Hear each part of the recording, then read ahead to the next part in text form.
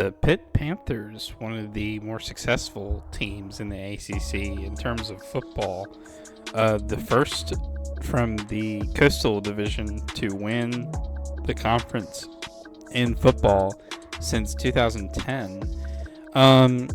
They've been a good addition to the ACC as a whole. Their basketball program trended upwards last season and making the tournament, and their football program has been very good so far. They got a bowl win last year against UCLA, I believe, in the Sun Bowl. And as I said, they won the conference not this past year, but the year before. And I think you're starting to see some program stability from Pat Narduzzi, the coach at Pittsburgh. He's been able to bring in a lot of guys on both sides of the ball that have a lot of talent, and they've been able to win a lot of games at Pittsburgh, and really returns the program to national prominence with rankings and all that. But let's get into the departures. Caden Slovis, your quarterback last year, he's gone. He transferred to BYU. Defensive edge rusher John Morgan is gone, and Jalen Barden, an athlete, four-star athlete for the Pitt Panthers, is also gone. This is the era of the transfer portal. Everybody almost always has some transfers in and out. And speaking of arrivals, quarterback Phil Dracovic from Boston College, he is a very talented guy. He almost pulled off that upset of Clemson during 2020 season, and so he definitely has potential there.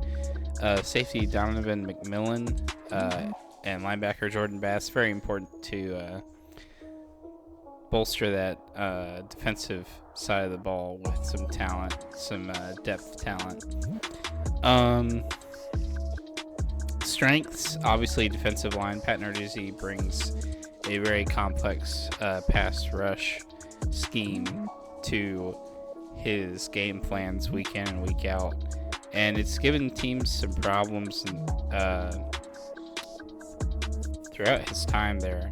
I mean, this is a team that almost beat Tennessee last year in overtime, and Tennessee was a pretty good team last year. Definitely a top 10 team. Before Hendon Hooker got hurt, probably a top 5 team. So it's not like the Panthers were far off from that if they had to go to overtime with the Volunteers. Linebackers, obviously, I also think. Really, the whole defense is a strength for Pitt. They can get stops, but really, and this rolls into the weaknesses, the offensive production, the wide receiver and the running back room. Izzy Abandakanda, he's gone. He was a really good running back for y'all last year. And really, the skill positions are a concern, because even though Dracovic is good, he still needs some targets around him. Like Zay Flowers, when he was there with Phil Dracovic, that was the combination that you had to watch out for when you played them. Here at Pittsburgh, I don't know who that guy's going to be, either from the wide receiver group or the running back group. So you really have to find someone to step up. But overall, I think the offense will do enough in most situations, and I think the defense will get a lot of stops as they usually do. You do see that occasional game, like the year that they won the conference, they lost to Western Michigan, I think, or Central Michigan, and that was really head scratching because they gave up like 40 plus points or something like that, and it was just really strange. So consistency, I would also say, is something important for the Panthers to look for. But yeah, this is definitely one of the more successful teams in recent years for ACC football. And I think when you look at Pitt, you see a lot of success in bringing in transfers and then having them immediately play and succeed. You know, you saw that with Caden Slovis a little bit with getting some wins against West Virginia and almost beating Tennessee. So bringing in Dracovic to this new offensive system for him will definitely be easier than most of their programs. You know, you have that concern with like chemistry and play style and how it will fit. Because you can have some quarterbacks that will succeed in one system, but then you transfer them to another system and they struggle. You know, Brennan Armstrong is an example that I can think of when I talked about him in the NC State video. He succeeded in Robert Anae's system, but then when he got to Tony Elliott's offense, he really struggled because it just didn't fit for him. And you look at Caden Slovis's film from the West Virginia game above, and you see a lot of pocket passing. You don't really see that much dual threat, not just ability, but there's nothing that calls on him to make big quarterback runs. He did, I think, have one scramble in that game that was somewhat significant, but I think that was more of him just improvising because he needed to in that situation, not because that's what the play was designed to do. So really, you have a guy who fits the model of what you want on that offensive side. And then the defensive guys that you bring in, you know, these defenses that are at the top level in college football, they like to rotate guys and get guys a lot of experience so that when people leave, they have people taking their spots at the starting position that have experience in game, and they've been there before, so it's really just a natural progression into that role. And so, and obviously Pitt has done this well because they've won an ACC championship within the past 5 years. So you really have a really good opportunity to have a good football team here at Pitt with the offense getting in gear and the defense maintaining its excellence that it's had in the past few years with Pat Narduzzi's scheme. And that's pretty exciting. So let's get into the schedule. So you start off against Wofford. That should be a win. It's Wofford. Not really known for their football. Can pull off the occasional basketball upset, but really more of a basketball school. And then you play Cincinnati. Cincinnati can be a tough opponent to play. You know, when Luke Fickell was there, they got to the playoff, but now they have Scott Satterfield from Louisville. And I think with the transition that a program goes through and changing head coaches, you know, this should be a win because Pittsburgh is more established. The defense will make stops, and Phil Dracovic will be he'll probably be passing a lot in this new system just to offset the loss of the experience that you had in the running back room. So yeah, I think Pitt's games will be pass heavy just because of that, and you get the win against Cincinnati. And then you have the backyard brawl against West Virginia at West Virginia. This game needs to be played every year. I mean, you saw the game last year. It was a thriller. Ending in it literally came down to the final seconds with just barely incomplete pass. And that game sold out mainly from the West Virginia fans buying all the tickets at Pitt. And it'll be a packed house for the Mountaineers. They always get excited when they get to play Pittsburgh, especially since they don't do it regularly anymore. But West Virginia has had some troubles the past few years with their head coach, and I think those struggles continue. I think you get the win at West Virginia, and that'll probably be what puts the nail in the coffin for Neil Brown. So then you play number 21 North Carolina, and I think that'll also be a win. I think the defense stops Drake May enough, and the offensive production will be easier just because of the lack of talent, or at least the lack of defensive efficiency on North Carolina's side will allow the offense to produce more, and you'll get the win against the Tar Heels.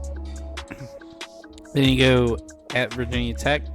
Virginia Tech, Brent Pry, he's trying to rebuild Virginia Tech to the Beamer years. And as I said earlier, with Cincinnati, when you transition to a new head coach, there's usually some growing pains. So I would have to give the win to the Panthers again. So you're starting off 5-0 going into your bye week, and you come out of your bye week and you play another team that has a new head coach. This is the third one, Louisville, who has Jeff Brom coming in this year. And as I said in the Louisville video, I don't think that the transition on offense from a pretty run-heavy offense to a pass balance attack with a pocket passer is going to be as easy as people think it is. Certainly, they won't be like horrible. They won't go winless or barely win a game or anything. But I think you get the win against Louisville again because of growing pains with their new head coach. And then at Wake Forest, Wake Forest lost Sam Hartman, and he was a big part of what they were doing there with Dave Clawson's offense. I just don't see it scoring as many points as it did with Hartman behind center. I'm sure Mitch Griffiths, who I expect to be the guy to start for Wake, is going to do fine. When we saw him last year, while Hartman was out with that injury, he did fine, but he didn't really play against Power 5 opponent. It didn't look quite up to the level that Sam Hartman was, and that's part of why Sam Hartman's starting over Mitch Griffiths. So I would have to give the win to the Panthers again. So you're starting off 7-0, and then you play at Notre Dame. Now that's one of the hardest things to do in all of college football, is go to Notre Dame and win. And Phil Dracovic, he's played in big games against big time programs and big stadiums before. Clemson, obviously, as I mentioned before. But I don't know. There's just something different about Notre Dame, and I think this is a loss. Sam Hartman, very good quarterback there for the Irish. And that was one of their big problems last year, Notre Dame, was their quarterback play. So I think it's a much improved offense at Notre Dame, very good defense. They've won 20-something games against ACC opponents straight, and I think that streak will end this year when they play Clemson the week after. But their last win in this streak against an ACC opponent will be against Pitt. And then you play Florida State. Florida State has been really hyped up as one of the top programs in the country with how they performed last year. And, I see it. They have good offensive production from Jordan Travis. They've got some good wideouts, Johnny Wilson. Running back is a concern for me for them. On defense, they have some inconsistency problems with how they performed against Florida and Oklahoma near the end of the year. But, Pitt isn't at the same spot as a program as Florida State is right now. And Phil Dracovic, playing against a really, really good defense in the Seminoles, I think you guys take a loss. I think it'll be a low-scoring game. This game is really going to come down to which offense does more. And I think Florida State offense does just a little bit more, partly because Jordan Travis is such a dual-threat quarterback. He can get it done on his legs or through the air. And Dracovic doesn't really have that same ability, especially with the injuries that he suffered last year. So a loss to the Seminoles. And then you get to play Syracuse in Yankee Stadium. This is pretty cool. I know Syracuse did this quite a few years ago when they played Notre Dame. But that game wasn't that entertaining from what I remember. I think it was a blowout win for Notre Dame. But hopefully this one is a little bit better. Syracuse, I think they're taking a step back after losing Robert Anae, who really transformed that offense into a productive unit. But they still have Garrett Schrader. They still have Dino Babers. I think it'll be a win for Pitt, but I think it'll be close. This is technically a rivalry game from the Big East era. Yeah, I think it'll be a win for Pitt. And then you play Boston College, Phil Dracovic's old team. Boston College, their big concern is the secondary, and you have a quarterback that can pass pretty well in Dracovic. And simply based on that, I think you get the win against the Eagles. And then you go to Duke. Duke is pretty good with Riley Leonard, another dual-threat quarterback. I would say that this is another situation where whichever offensive unit does more throughout the game will most likely win. And I think that'll be Duke. It's also hard because you're going to Duke. That's a long way for Pitt to travel. But yeah, I have you going 9-3. Remember, there are no divisions anymore. One big conference, and 9-3. That's a good season. I think you're the third team that I have going 9-3. I know I have NC State going 9-3 and Miami going 9-3. And yeah. So I'd like to thank everyone for watching, everyone who subscribed, and I'll see you for the next video, which will be the Syracuse Orange.